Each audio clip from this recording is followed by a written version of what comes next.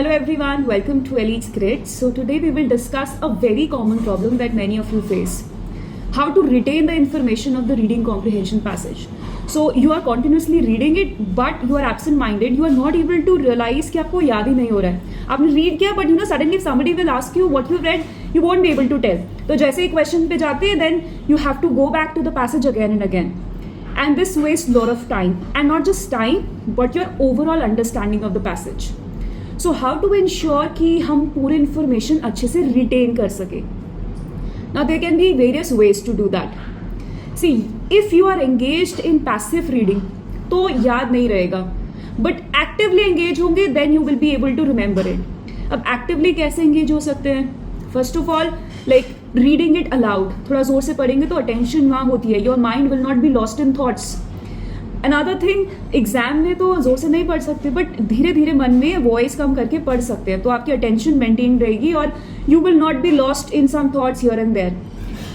Secondly, imagination. आप उसे एक पिक्चर जो भी हो रहा है उसको पिक्चर की तरह इमेजिन करो जैसे जैसे वो सिचुएशन हो रही है.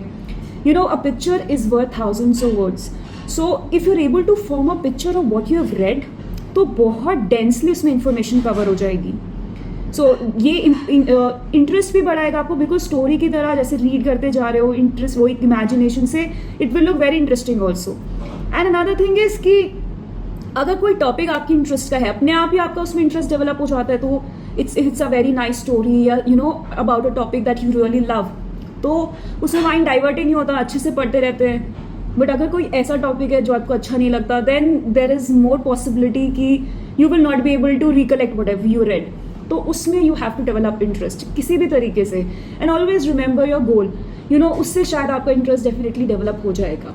अनदर थिंग इज कि ये तो था एक्टिवली कैसे हम अपने आप को एंगेज रख सकते हैं. अनदर थिंग इज कि बहुत सारी इंफॉर्मेशन अगर हम रिटेन करने की कोशिश करेंगे तो हम कुछ भी नहीं कर पाएंगे.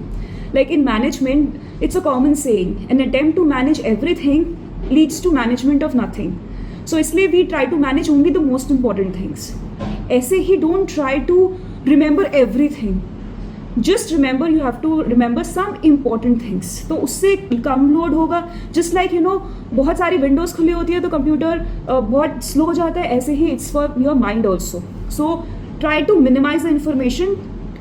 बस जो बहुत इंपॉर्टेंट है वही हमें रिटेन करनी है तो ईजिली हो जाएगा. तो इसलिए स्किमिंग टेक्निक्स हेल्प करती हैं. कोई अननेसेसरी फैक्ट्स हैं, बहुत सारे नेम्स हैं, डेजिग्नेशन, वेयर दे वर्क, बहुत सारे ऐसे फैक्चुअल थिंग्स जो क्वेश्चन में इंपॉर्टेंट नहीं होती और ओवरऑल अंडरस्टैंडिंग में भी नहीं चाहिए होती तो उनको एलिमिनेट कर सकते हैं.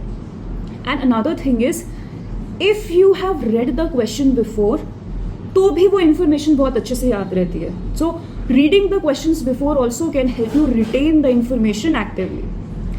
अनदर थिंग, मान लो पूरी इन्फॉर्मेशन आपसे रिटेन नहीं भी होती, एटलीस्ट आप एक मैपिंग तो कर सकते हो कि ओवरऑल आपको आइडिया हो what is this paragraph saying, what this paragraph includes, all such things, so that even when you have to come back you exactly know where you have to come back. Otherwise उस time read करके search करोगे तो बहुत time waste हो जाएगा.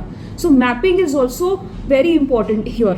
So I hope by following these steps your retention will improve and you will see improvement in your speed as well as in your score. All the best for your exam preparation. Thank you.